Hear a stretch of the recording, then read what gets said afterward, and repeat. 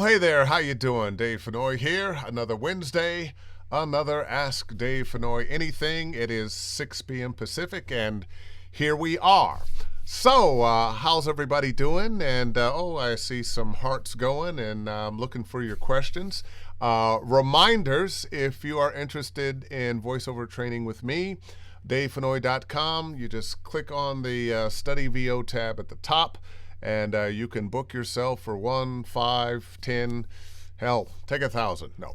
But, and all of these Ask Dave Fennoy Anythings live on my YouTube channel, Dave Fennoy Voiceover Training. So if you would like to go back and watch some old episodes, or you just know you're going to want to watch this one later on, you can go there. Dave Fennoy Voiceover Training, YouTube. And let's talk about my guest. I have known Jack for a while. He's a real good guy. I don't know what's going to happen tonight because Jack's kind of funny, you know? I mean, I like to make jokes and have fun, and he may like having jokes and fun more than me. How you doing, Jack? I'm great, Dave. It's good to be here. Good to And see man, you. I love that music you have. That's such a good piece. Who does that? Well, it was made originally for me, my friend Wayne Lindsay, who was a keyboard player. We went to college together back in the day when I was a musician. And he was a monster then, and has only continued to be. Played with Whitney Houston, Miles Davis, the Tonight Show band, the American Idol band. I went to see the Grammy salute to the songs of Paul Simon a week or two ago. Oh, wow. He was in the band playing then. It's nice to know really fine musicians. And on the friendship tip, he made that theme music for me. So Very nice. pat on the back, and thank you, Wayne. But we're not talking about Wayne today. We're talking about you, Jack. Really? Because I Daniel. came with all these notes about Wayne. I don't know what to do with them now. Well, it just toss them out, or All right. if you don't want anybody to ever know, eat them. So now we hear you a lot on movie trailers. And how long have you been doing that? Let's see. I think I got my first campaign in, was it 2018? I believe it was 2018, at the end of 2018. Okay. Now, And it was before I had a manager or anything. I just did it while I was with an agent. oh, excellent. Now let me ask you this: how'd you get into this wacky business? Well, honestly, it's kind of one of those things where I feel like I've always been in it, even though I really haven't. But even as a kid, I was taking apart tape recorders and trying to figure out how to use them, and all the kind of stuff that a lot of us have a Yeah, shared history yeah. of, and just making shows and doing all the kind of stuff that kids do. I was always in theater too, so I did quite a bit of stage theater, from Shakespeare to Mamet to all kinds of crazy stuff. David Mamet. So you got to curse a lot in your. I got to curse a lot, and I got to do it with a certain declarative sentence style. It was super cool.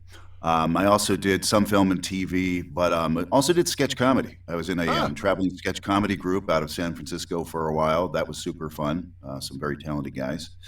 But so I've always been in performance one way or another. Even when I was in corporate America, which was my immediately preceding job before I got into voiceover, I was doing presentations and the usual sales stuff, which has helped me quite a bit in this So world. what kind of corporate person were you? The worst. The worst. I was the executive vice president for what had been a startup and then became a successful medical information company in Silicon Valley. So I used to live Okay. up in San Francisco and environs. And I would travel around and make presentations and sell to large groups, anywhere from like Medicaid to Medicare, rather, to unions. A lot of unions came in, so that kind of helped me So, get. well, wait a minute. How long have you been doing voiceover? Not that long. I used to try to hide it because I didn't want people to know, because I thought it would make me, it would disadvantage me if people knew how briefly I had been in it. But I didn't become professional until 2017, really. Wow. Yeah.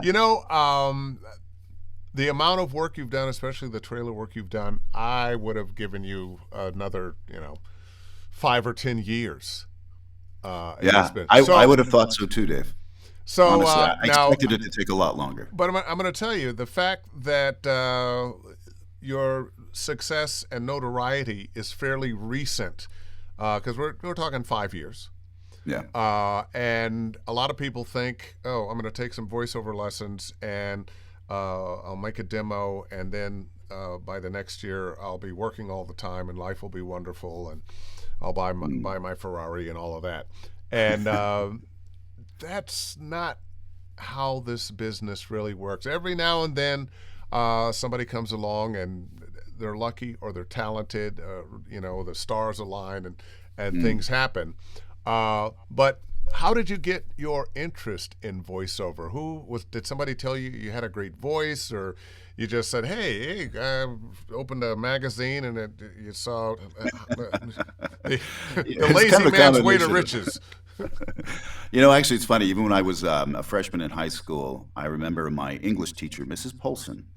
She would have me read for much longer periods than anyone else. And I remember one girl that finally said, how come he gets to read all the time? He reads for like 20 minutes. We all read for like 2 minutes and we move on. And she said, I just like his voice.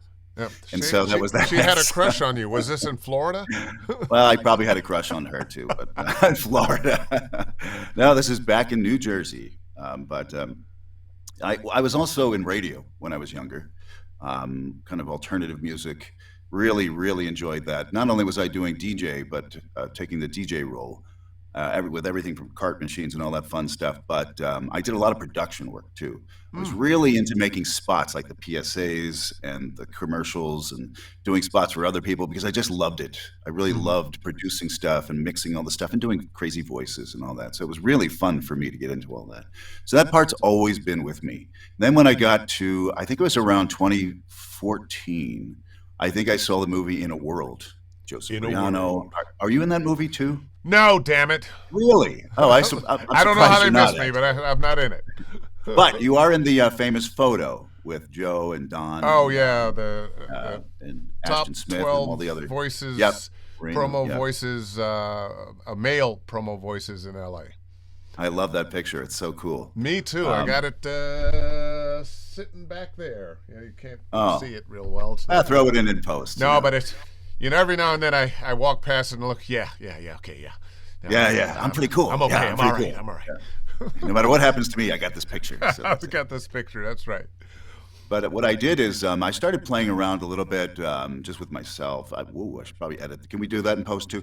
But I started doing little reels for myself and just practicing with the scripts that you find on the internet. And then about 2016, I started talking to people like Jody Gottlieb, people like Jeff Howe, Joyce Castellanos, and getting coaching from them. And that completely changed my approach because not only when you get a good coach, someone like you, for instance, you not only get the how-tos, the skill set, what does all this mean, but you get the inside baseball, which is probably as critical as any skill set you bring to the game. What was some of the most inside baseball, or in this case, inside voiceover that you got that made a difference? I mean, beyond the training. Well, I just remember one time I was on with Joyce Castellanos, a great promo coach. Oh, yeah. I used to former work with her at the WB when I was doing promos there. Right. And I remember Nancy Wolfson talks about her, like how she can just amazing running down, throwing all these terms out in a mishmash. I wish I could do it, but it's fantastic. You should read her post on Facebook. But Joyce was saying to me, we had just studied a couple of times, and she said, all right, I want you to read this through. I want you to be less staccato. I kept getting that a lot at the beginning. And I want you to give me an ABC, go. And I was like, what's an ABC, Joyce? I just had no idea of all these industry terms. I said, I'm ready to do it. I'm here. I'm going to go, but I don't know what that is. So things like that. That's a very minor point, but I actually try when people ask me, what should I do? I say, well, a lot of it is about building your skill set. Yeah, but you also need to talk to as many people as you can. You need to get workshops, see what other people are doing. You have to talk to people about the business because, so much of this work is networking. And it doesn't matter if you're in LA or New York, you can do it from anywhere. It's introducing yourself to people. It's not saying things like, can I pick your brain, but rather, establishing relationships with people so that you can actually, learn from them. and have them share knowledge with you. Probably the most influential person in my life has been Joe Cipriano, as well as people like Randy Thomas. And when I first got to LA, which was in 2017, I had just quit my job, picked up, had rented a condo without even seeing it. I mean, this is how crazy this move was. Picked up, drove to LA in 5 or 6 hours from San Francisco, and hung out my shingle. And I just hoped for the best. I'm here. And I know, and of course that's probably the worst idea, honestly, that you can do. Well, you know what? I get why you would say that. In so many ways, it's the worst idea because it might not really make sense. It's not the smartest thing. Do you have enough savings? Do you know the right people? Are you coming down with a job, an agent, so forth and so on? But I'm also a great believer in taking that leap of faith. That sometimes you have to do the thing that other people are not going to understand. I mean, you're going to have to do something other than what you were doing anyway. My first few months here, I was driving back and forth between Northern California and Southern California. Oh, wow. Okay. It was nutty. I slept on a couch at my aunt's house and a couch at a buddy of mine's house. So I understand where you're coming with that. People have said, "Oh, you were so brave." No, I wasn't brave. It was I felt compelled, and I have a feeling that's how you felt. Yeah. Compelled, impelled, all those things. It was a drive. I had decided this was the most sensible thing for me to do, as odd as that sounds, and I just needed to really commit to it. And there is a certain mental leap you have to do. It's not like I was burning bridges and forcing myself to either make it or not, but I kind of did that. It was more about, do I fully commit to this path? And once I had done that, doors did in fact start opening. Keep in mind, I did bring to the table a lot of experience, not just the radio in the past, but stage and a little bit of screen experience. So I wasn't completely cold, and I think that absolutely helps to have some acting chops. Now, if you go see videos of my old shows, you may question whether I had those chops. But, that was important to me, so I hit the ground running, and I really, really committed. I went to every workshop I could. Any event, the deal I made with myself is if I go to LA and make this life change, I have to go out and do anything that might help me. Yeah. So if that means just going to an event where I might meet other people who possibly know more than I do, which is most people at that time, I'm going to go do it. If there's a workshop where I might meet somebody, as I did, like for instance, the way I got my first agent was I went to a workshop, one of Marilyn Wisner's workshops, where she had Vinny LaBica from DPN. And Vinny heard me. He said, I like your sound. I think, there's something there. I don't know what it is, but there's something there. So why don't you come on in and we'll read you? And so they brought me in and they read me and they said, all right, well, we'll put you in our hip pocket, see how it goes. Fortunately, I booked. I was able to join SAG, and, the rest is history. But it was, if I hadn't had that surface area, if I hadn't gone out there and shown myself to someone who was in a position to possibly help me, he didn't have to, but he did. Yeah. It never would have happened. And I think those people are out there. And I think you did something very wise, which is to show up, put yourself in the places where the people you need to meet are going to be. And I have found people are much more likely to want to help you, especially if they recognize, hey, you've got something. Here, let me help you with that. Yes. It happens all the time. People did it for me. I try to do it for other people. Now, in my case, it was compromising videos on these people's backgrounds. That was the thing I had, but it helped me. Got them drunk, got them naked, took some pictures, and the rest is history. So, but here's one of the things you did that most people don't do. Probably the most difficult area of voiceover is movie trailers. And looking at, just name off a few. Besides Jackass Forever. Recently, Jackass Forever, the latest Jackass movie, which I'm actually going to watch tonight, is my plan. I've never seen it, but I'm excited to see the actual movie. I'm going and you said that like you actually meant that. I am excited because you know what? It's dumb humor, and that's, as you probably have gathered, that is definitely my thing. Yeah. I like subtlety. We were all in sixth grade at one time or another. Yeah. So, there may be a cocktail involved while I watch it. Who knows? Yeah. I'm also something coming out soon for Downton Abbey, the second movie. But I've done things like probably the bigger movies would be like the Suicide Squad and Harley Quinn, Ford versus Ferrari. I'm actually thinking of the things you just showed. That's why they're in my head. The Good Liar, Ralph Breaks the Internet. There's a bunch of, just a Yeah. bunch of movies. And They're you all mentioned some movies I like, and The Good Liar. I love that movie. fun movie. I just love it. Yeah. Hey, I mean, listen. how could it not be good with those two actors, right? Yeah, really, really. Let's just pop into some questions here. Tina Smith. Cool. Seems like movie trailers are still not a huge job opportunity for women. Any tips to break in? Now, you and I were having this conversation before we went live here, and I said something about, hey, you've joined the ranks of the trailer guys, and you said, no, Dave, guys and gals. Then I went, well, yeah, but there's so few women that have been allowed past the opening gate. I think she has a great question. What tips to help women break in? One thing I always tell women is I don't think that the revolution that you're trying to start is going to happen by trying to imitate men.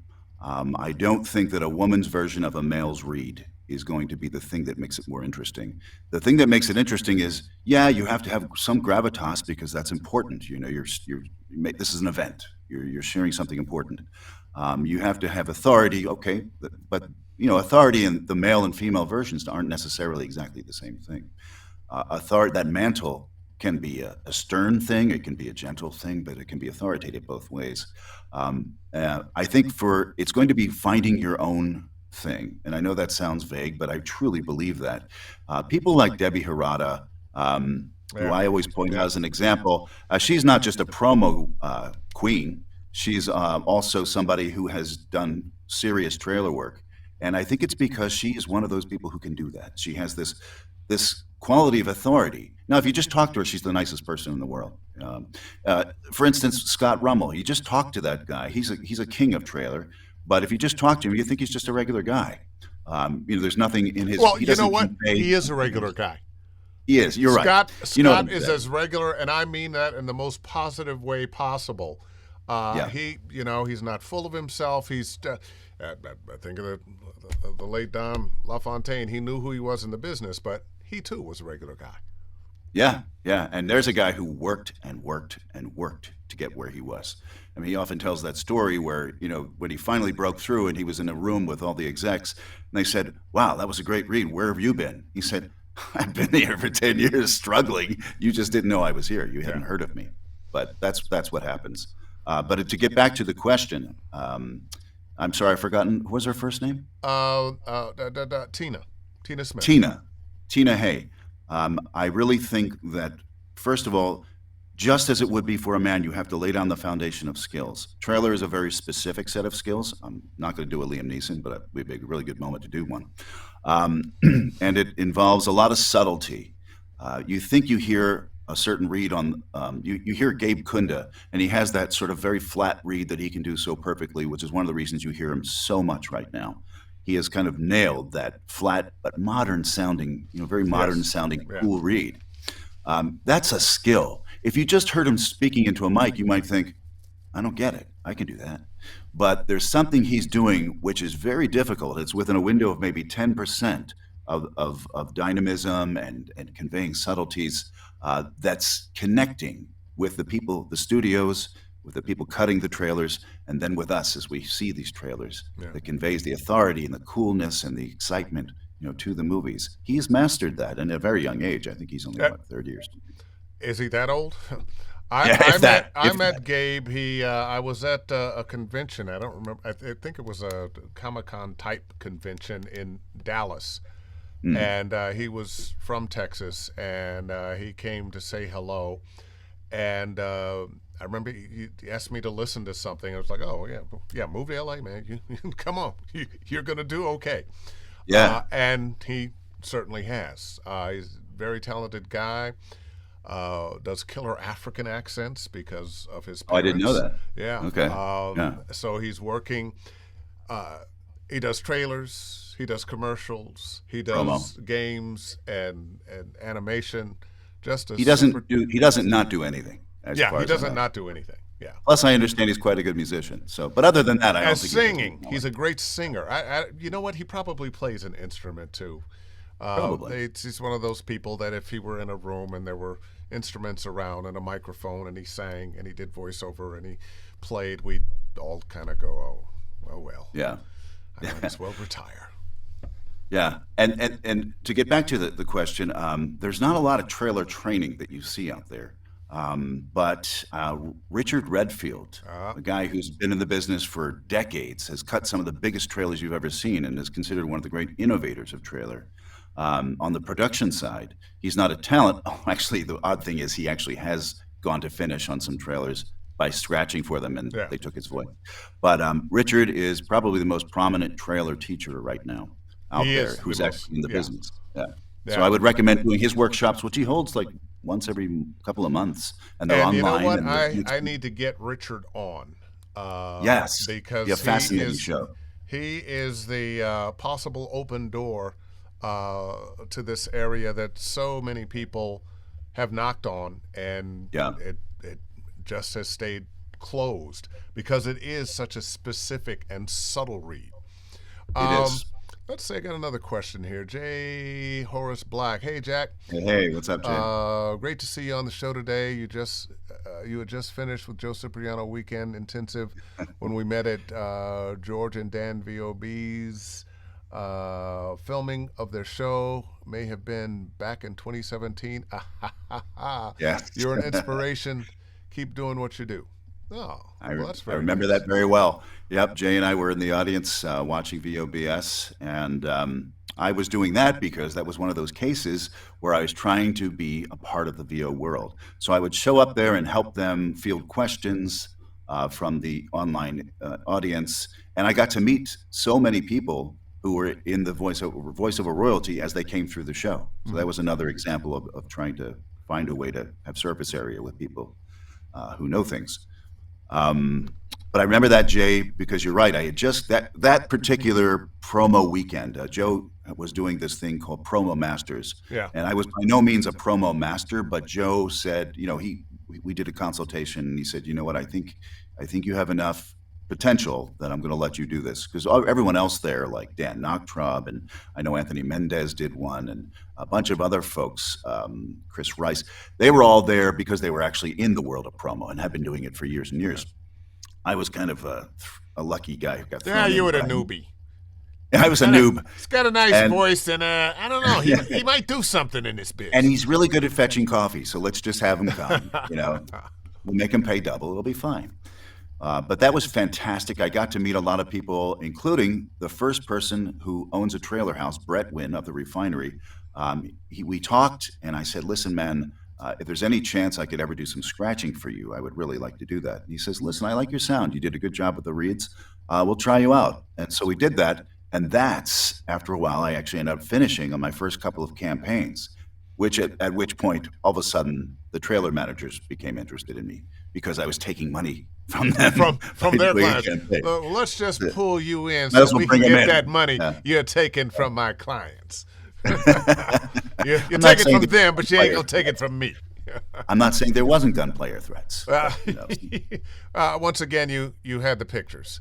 You had the I pictures. have the pictures and the videos, more importantly. Oh, there you go. I got Maurice A. Scott here. How many trailers are there produced in a year? And are there also trailers for streaming services, or would those be considered promos? Interesting question.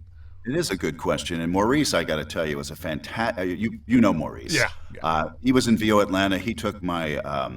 He was at my Trailer X session, and what a voice! That's all I'm going to say. he's got The amazing guys. I have to say this, Maurice. I hope you'll forgive me, but when I said to him, I said, "Your voice is just stunning. It's just so low." He goes, "Yeah, and my dad's was so much lower that I actually thought I had a high voice growing up."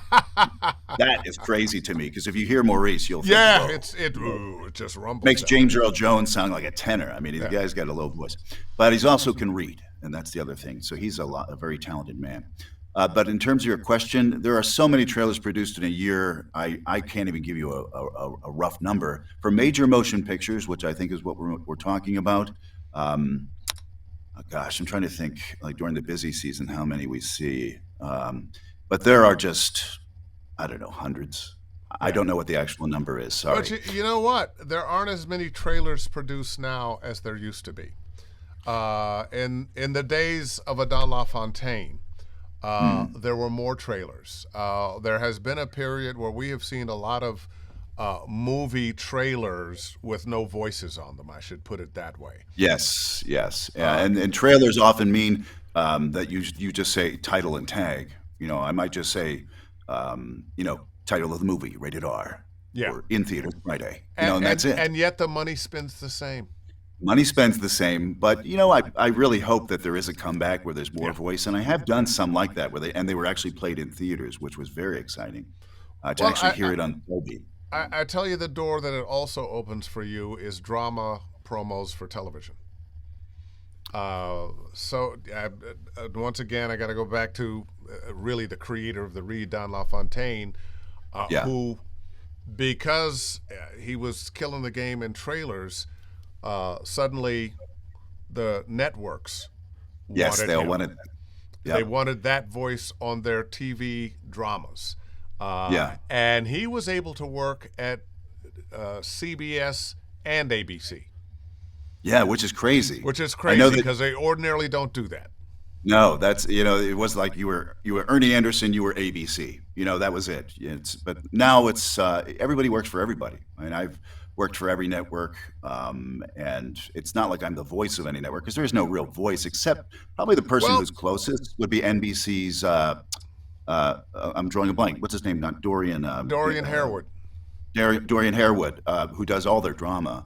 He's probably the closest to a signature sound. But you know who else I was thinking of? I was thinking of Dave Fennoy because honestly, every time I hear your voice, I think of Hulu because when I was first introduced to Hulu, it was you who was the Yeah. voice of Hulu. Yeah.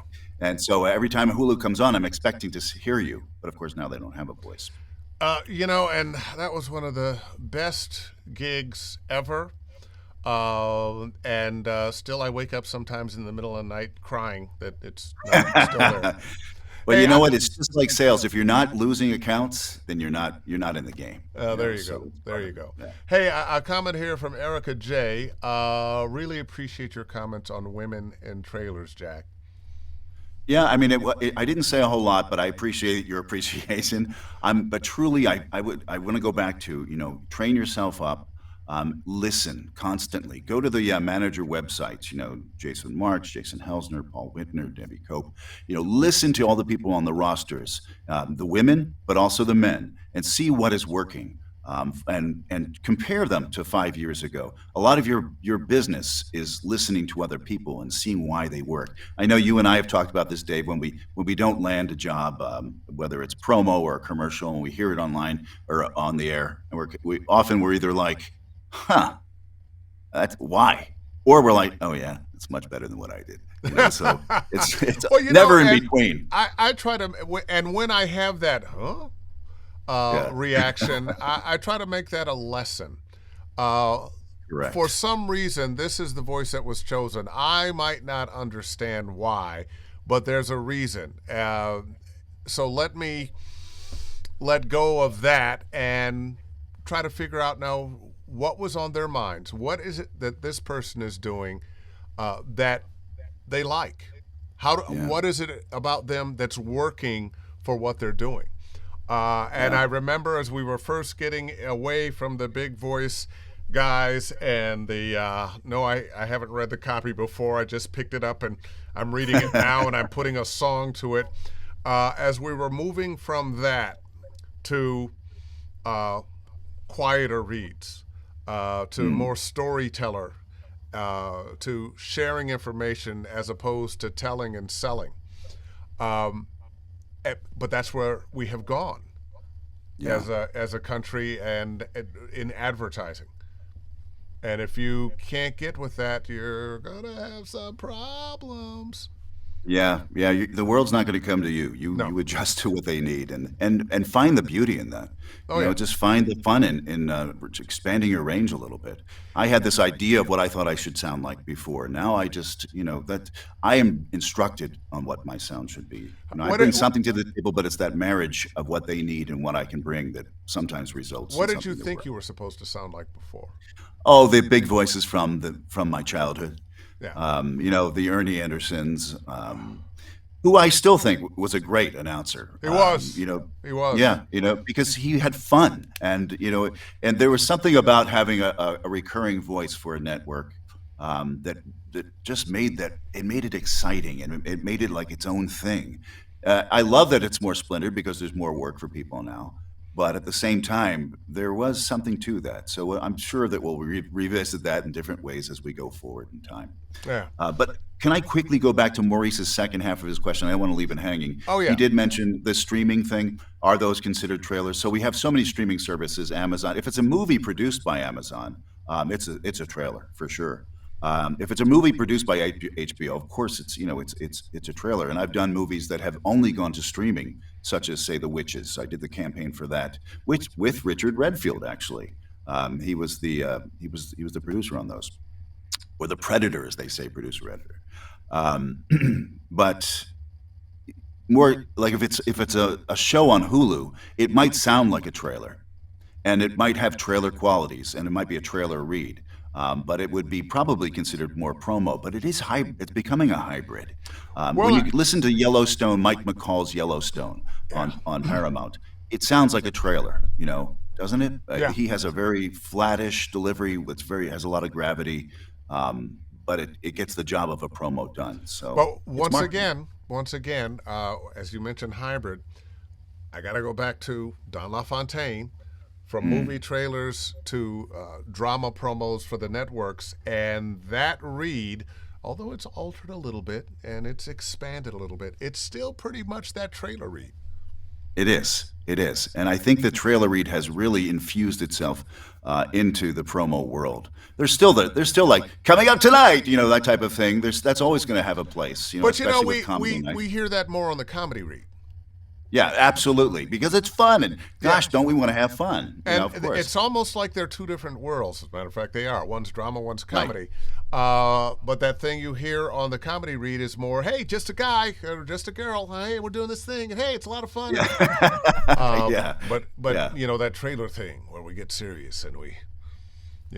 Right. But without doing anything. That's the key to a trailer read is, and this is the hard part for everyone to get their heads around, including me, is when I first started out with my manager, Jay Helsner, he said, "That's good, Jack, but," and then the but would usually be some variant of you're doing too much. You're trying to hit this word, and you can hit that word, but what's the comment that it wasn't Maurice, it was somebody who said, if you want to hit a word, you can only do so with an amount of dust that would hit a gnat's wing. I forget who the Bob Bergen talks about. One of his mentors told him that, and I'm sorry that I'm forgetting the name, but that's about as hard as you can hit a word in trailer and still make it work. Yeah. So it's always pulling back and yet be completely and deeply connected and know where you are and why you're saying what you are. That's the trick of trailer. But I think a lot of good acting, especially when we start talking about acting for film. The cameras are so good, the microphones are so good. We have to make it smaller these days, and all too often I feel like students and voiceover actors, because there's just words on a page, they're too focused on the words and not what am I thinking, what am I feeling, and they don't trust that they're enough. That just saying it, that I'm enough. I've got to show you that I know that this word is important. I've got to create the feel of this emotion and how I say this word. And that's exactly what's killing the read. Yep. How many times in life do we say, I'm going to hit this word when I tell you this, and it's going to make you understand? Never. And if we actually do that, because I know I've done it in my past. You just did it there, but it never lands. You didn't think about doing it. And Yeah, but there I'm is the saying, rub. yeah. And you're absolutely right, Dave. But what I'm also saying is that if we do try to plan the way we're going to say something to somebody, it never works because it immediately sense manipulation, or that you're trying to you're infusing something that isn't there. It just and it doesn't ring true. I've kind of learned that, and I'm kind of carrying this to character work, but it certainly follows for trailers. That when you understand who the character is, what that character's reacting to, what they're thinking, what they're feeling, what the relationship is, what action they actually are doing, and you play all of that, you can just say it. Out the words come. I don't plan reads anymore. I'll become familiar with the copy. But I don't plan, I'm going to do this, I'm going to do that, I'm going to go up here, I'm going to put the pause. I don't do any of that. And since I started doing that, it's been some time now, it books and books and books and books. But it's a hard thing to get to. How do you let go of the idea, I need to hit that, I need to hit, let me go up on this. Let's see, I think a couple people know who this lady is. Randy Thomas. Jack, is it who you know or what you know, or how much of each? Oh, good question. I would when you say who you know, it's not like, well, I know Dave, so he's gonna hook me up with a job.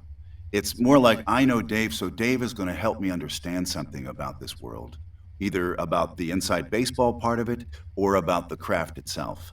And that knowledge but that resides in Dave. So not knowing him means I'm not going to get that knowledge. So it is who you know. Also, I'm gonna slightly the fact that you have this skill and you have met this person. Those two things go hand in hand. You could have the skill and not meet the person and not have the success, or not have the skill, meet the person, and they're not going to do anything for you because you don't have the skill. They got to go hand in hand. Absolutely. You're absolutely right. Yeah. So I do think it's both, but I do want to get away from the idea that somehow it's who you know in the sense of, well, we went to school together, so they'll hire me. That's not how this is going to work. Is there some of that? Of course there is. Yeah. But that's not going to get you day-to-day work for sure. Well, I have a long message here from Trey. Jack, my man. I love Trey. Yeah, we every once in a while we call each other up or we text each other, and I just like to see his success, and he's always been supportive of mine. So it's really fun to stay in touch with him, and that's his style right there. Yeah, I'll send him a message. He's a great guy. He's in town working on a video game that it turns out we're both working on. And is it one of the big sports franchises or something else? Can't say. I can't say. I can tell you, but then I'd have to kill you and everybody listening, and we don't want that. Nobody wants that. Theo Mezzacapo, what's the biggest difference in approach between commercials and trailers? Good question.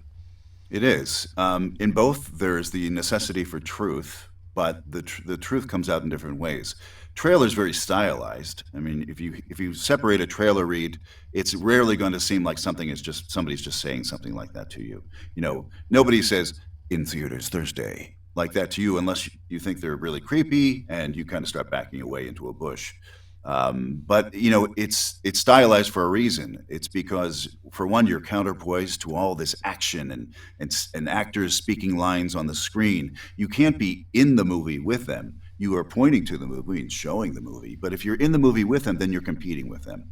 So you're doing kind of a baseline, is the way I think of it, to their guitars and singing. And you're a supportive player. And let's face it, you're in the marketing realm. So you're doing two jobs. You're bringing creativity into the work, but you can never not be aware of what your job is, which is to get people to go see the movie, or to sit down in front of their TV and stream the movie. Whatever that thing is. So it's a really great question. And in both things, you have to be absolutely convinced of what you're saying. I think it was Don LaFontaine, who we all keep going back to, and there's a good reason for that, who said, if you can learn to, what was it? If you can learn Make yourself cry. Oh, I don't know about that one. Okay. I think it was just like, if you can learn to sound like you believe what you're saying, then you'll do fine in this business. Something like that. Yeah. and Jody, there was an old George Burns line in acting. Once you can fake sincerity, you've got it. That's it. Yeah, that's good too. I remember asking Jody Gottlieb, who was one of my first promo instructors.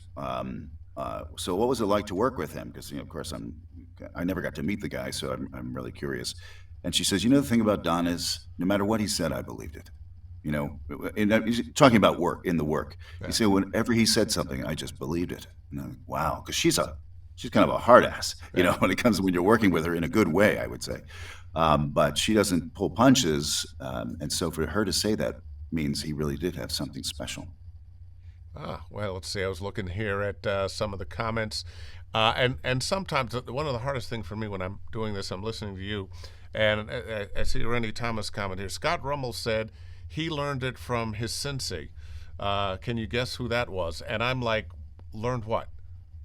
Learned what? I guess he's talking about the craft of trailer, I guess is what you're saying. Yeah, I'm sure it was something like that. Let me ask you. I know it wasn't me. Yeah. What are some of the biggest mistakes you've made that you managed to overcome? Wow, I can easily say that I've made most of the mistakes you can make, and for the grace of God, do I have any work at all these days? I actually started out by making my own demos. Terrible idea. Terrible idea.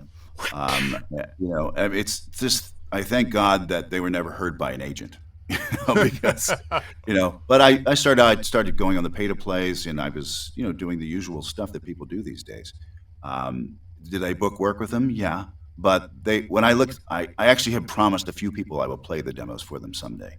But if you heard something that I put together for myself back in the day, it's appalling. I mean, it's truly appalling. It's not even like, oh yeah, you got a lot better. It's kind of like, what were you thinking? Why did you continue? I would have, I would have told you not to do this. We'll have to get nice and drunk one night. Well, we'll have to do maybe at one of your get-togethers with the jazz band. We'll go off to your studio and I'll play them for you. But you have to be really well lubricated before that happens. Oh boy.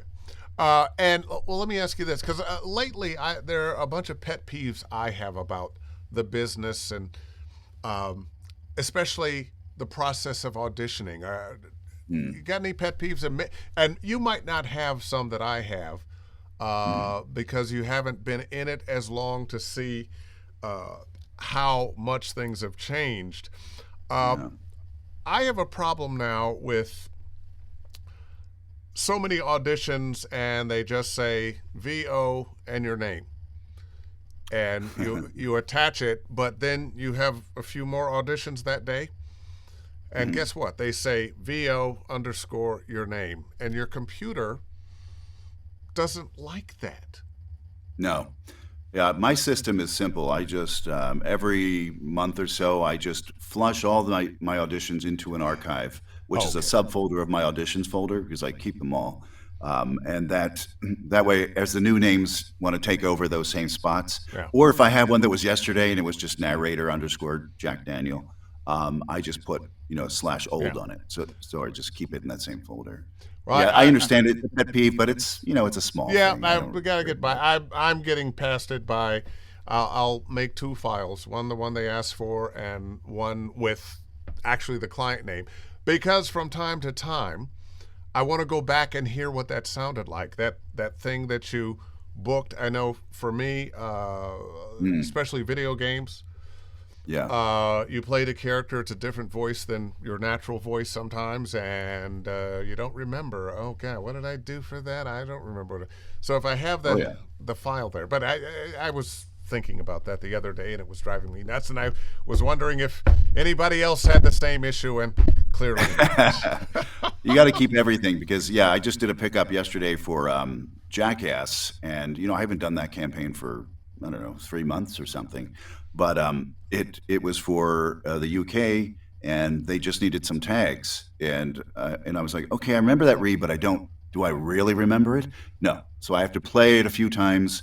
I'm like, okay, now I even remember how I felt, in the studio when I was recording it. Okay, let's do it. And does it matter? Probably does.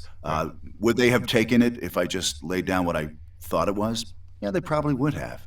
But I would not have been happy. And I think that level of professionalism is something we should all at least bring to the table. More often than not, I think I know for me, I always ask if they don't offer.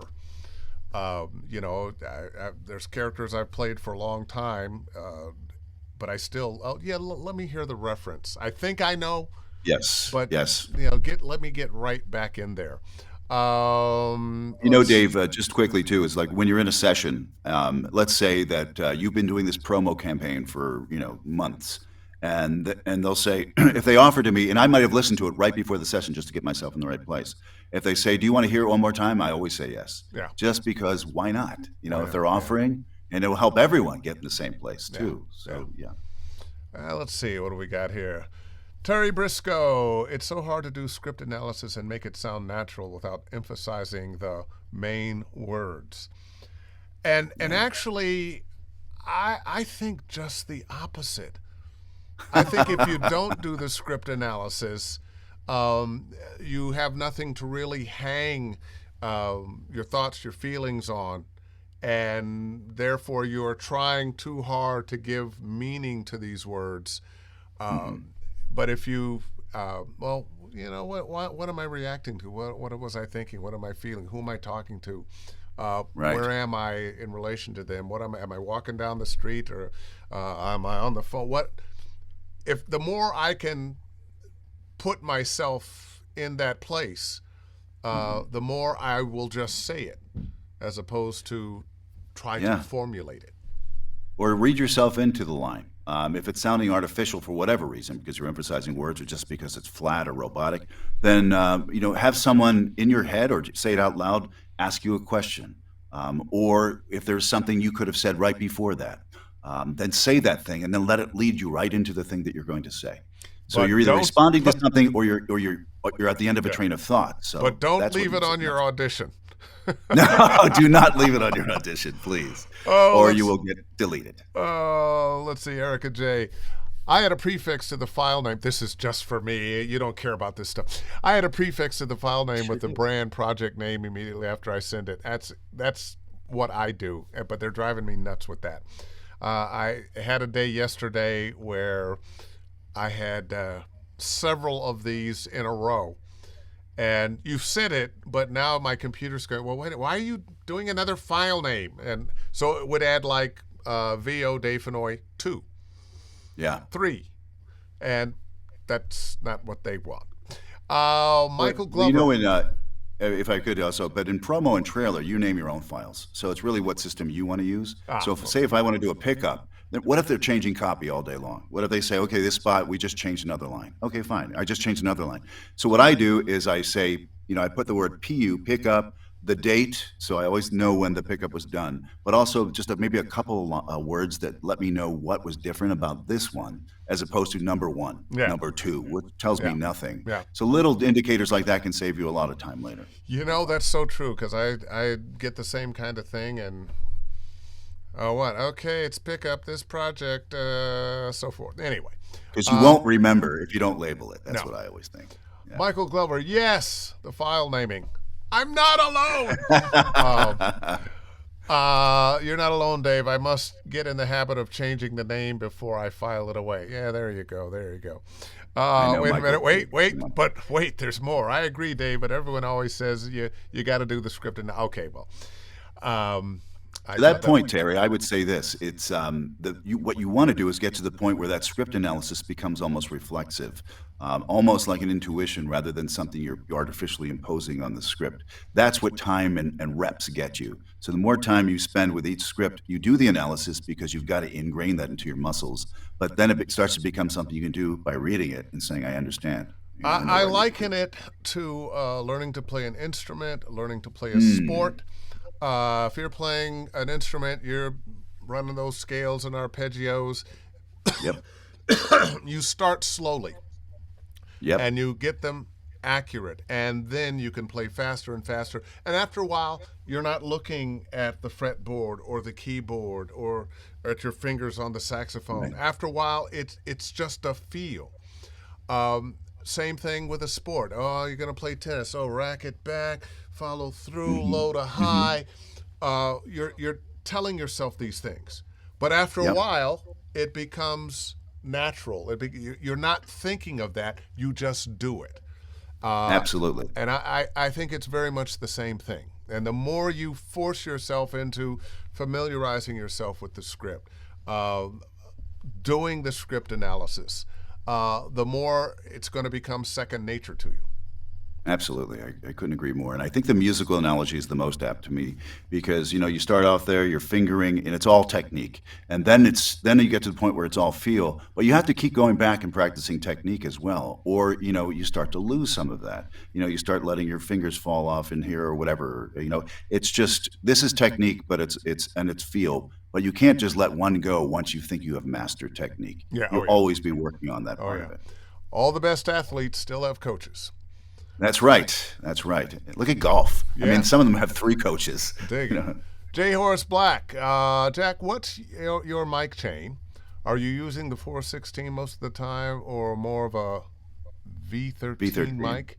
And the Gaffel, okay. He knows my mics.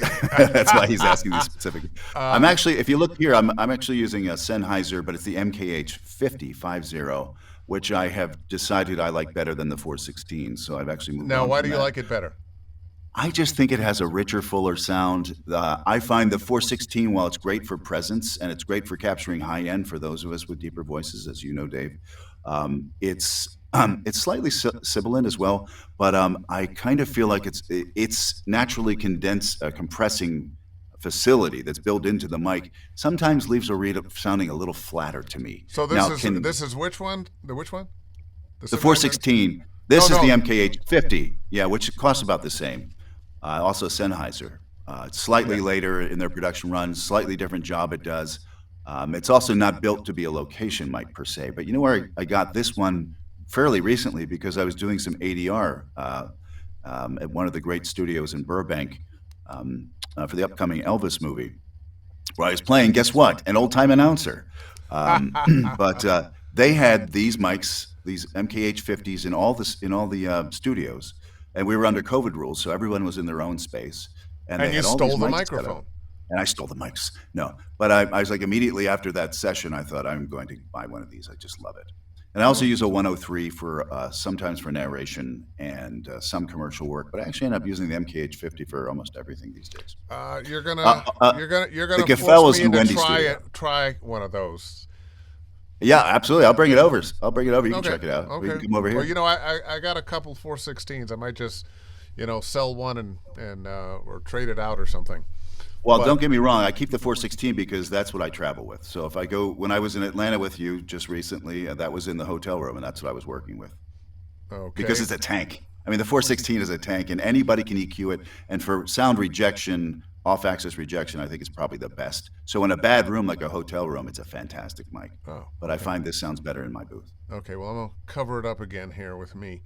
And Terry, you just have these questions. And by the way, I think your logo's kind of cool. Terry Briscoe, Jack, do you ever actually get cast for the guy next door roles with a big voice? I'm sure it's much harder to get booked for that. You're right. It is harder because if I don't add some friendliness to my voice, people think I'm being very stern. I think it's just the way my voice comes off as probably more authoritative than I wanted to. Dave, have you ever had this feeling before? Has anyone ever said this to you? Right? Oh my God. So often if I'm just being me, people, why are you mad at me? What did exactly. I do? That's what I get. So I have found that I'm much more likely if I'm in a conversation, I'm going to put on a little more smile. I'm going to be a little more amped up. But when I take it off, when I'm just being me and I'm talking to you, it's more like this. Yeah. And a sometimes little technical smile goes a long way too. Yeah. Honestly. Yeah. Man. But Terry, another interesting thing for me, at least, is that I recently started working with Nickelodeon with a really crazy kid voice, and it's like a totally put on sort of animation voice. I heard that on your website. You didn't think it was me, right? When I got on the studio, I had been doing them for a while for Nickelodeon, and then they had a new engineer. The other one was sick or something. So he got on, he goes, "Hello, I'm looking for Jack Daniel." And I'm like, "Yep, this is me. Hey, what's going on?" And he goes, pause. Jack Daniel for Nickelodeon? I'm like, yep, that's me. And he goes, pause. Have you heard these spots? I'm like, yeah, no, that's me. That actually is me. He's like, oh, thank God. I thought I had some guy who was like completely different or Yeah, the something. wrong guy. Yeah, yeah. I But thought I we had should Jack have range. Daniel who'd been drinking Jack Daniel. Exactly. I had to get the whiskey joke in there someplace. You did. You know what? And I think that if I have some friends listening to this tonight, I told them that if they hear certain keywords they have to drink, that would be your cue. Okay, there you go. I want to get back to your sound chain there. We got distracted by that microphone that I'm going to have to try it out. What's your interface these days? I love the John Hardy M1. I had been a friend of mine, a guy named Eric Jackson, a fantastic guitarist. When I was living in Sherman Oaks, we had some kind of block party or something, and he came in and we were sharing notes about our studios. And he had a Jensen twin servo, I think it's called, the 990, which was the predecessor to all the Hardy stuff. John Hardy worked on it, he designed it. He said, "Well, you can borrow this." I'm like, "Really?" And I fell in love with it. I mean, the sound to me was so amazing. So then I immediately went out and bought a Hardy M1. Now, does anybody else care? Like on the other side, not at No. all. Whatever interface I've used Avalon, I've used different ones. No one has ever complained or cared that much. Now, an engineer might say, that's a good sound. What do you have going there?" Yeah. But it's not going to make a difference. It's only if it matters to you. Should you worry about spending a lot of money on one of these interfaces? And you're talking about that microphone. Am I saying, oh yeah, I should try one of those? I'll take the sports analogy again. It's not the shoes. It's not the racket. It's you. Yep. And you can have, I won't say a bad mic, but you don't have to have the most expensive mic. You don't have to have the mic that finds the most beautiful parts of your voice to enhance Right. for you to work or to keep you from work. It's you. Right. It's you. Yeah. It's your skill, your talent, what you do. Which is why there are people, oh gosh, I'm in my car, let me do it on my iPhone, and they book. And they book because the read matters. Because the the read matters. works. Yeah. Yeah. Now, And I would tell anyone out there, if you have a small budget, go buy an SE Electronics 2200, brand new. They're less than $300, and the thing sounds like $1 million. Wow, you're preaching to the choir here. You're making me Right? love you Oh, even yeah. more, Jack. The SE 2200A is an amazing Fantastic mic. I've used it on trailers, and it yeah. sounds fantastic. For a while, many years ago, it was my main mic. It's just fantastic. People are sleeping on it. That's the SE 2200A. It's a knockout of a U87, but without the problems a U87 presents. None of the sound floor, the self noise, all that stuff. It None actually of sounds that, a lot better. and none of the I'm a U87. I deserve to be in a large room. I know. They're so damn finicky. No, I had one and I sold it. Honestly, it just didn't work for my voice. Yeah. There you go. Well, listen, we are right at the top of the hour. I'm having so much fun. I know. I love this. The only thing we're missing is booze. I think it's in this. Is it in the right plant or the left plant that I'm supposed to find the booze that you promised me? Oh, something like that. Oh, yeah, that's right. All right. Between two ferns. Yes. You did this just for me, didn't you? I did. Actually, I put these plants here so my booth doesn't look so austere, which it actually is. Oh, okay. But couldn't you get something with actual leaves on them, or flowers or something? It just look like this over here looks like sticks. Is nothing enough for you, Dave? It's just nothing enough for you. There's always got to be more. Anyway, listen, Jack. Love you, man, and I'm so glad that we could do this. I have looked at a lot of these comments. Good stuff. Great advice. One of the best things about my doing this for me is that friends of mine that I've known for a while, I know about their success. I know the things that they've done, but I don't know their story. Yeah. And it's great to get someone's story and talk shop in a different way, talk shop in a way that it's meant to help other people understand And Yeah. you've been really, really generous with your information for anybody who's listening. So I want to thank you for that. And I guess it's 7 o'clock on the nose. So I'll let you go. And bravo, my friend, bravo. And I'll do the Russian any messages you want to leave before you go? Suggestions, yeah. My number one is always the same, and that is to listen. Go out there and listen to the people who are booking, and spend real time transpose, or what do you call it? Not transpose. Transcribing spots that you hear, especially ones that you feel you really connect with. And whether they're a man or a woman, it doesn't matter. If you like them, transcribe them and recreate them. Try to start by sounding like the person that you like their read, but then try to make it your own. And keep doing this. Make this a practice. And I think that more than anything is going to elevate you. Get coached by good coaches. Find Dave Fennoy. Find the Jeff Howells. Find the Joyces and the Jodys and the all the people who really know what they're doing. The people who keep showing up all the time. The people who keep showing up all the time. And workshops. If you see workshops, go to them. Learning with others is not only inexpensive, relatively speaking, but it'll teach you so much more. And you might meet people who can have an impact on your career. Absolutely. That's what I would say. Absolutely. If you ask me, that's what I would say. Okay. Well, actually, you did. What I was asking is, how can people get in touch with you? I know you do some teaching, or at least you do some workshops and whatnot. How can people get in touch with you if they want to talk with you or get to do some work with you? Oh, yeah. Well, the website is www. I can't believe I did that. It's like so 1999. It's 3 W's and a dot. JackDanielVO.com.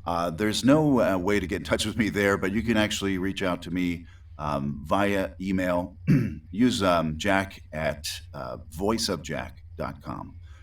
Jack and at if you want to talk about stuff, yeah. I do some. I'm starting to do a little bit of work with people who want to work on their promo reads and trailer reads, but that's usually with people who are already kind of in the business and just looking to hone things down, or starting out in the business, or really, really interested in it, as opposed to just kind of checking it out. You're not at that point yet in time in this that you love the teaching of it. I resisted it for a long time, and now I've just learned to love teaching it and sharing the information.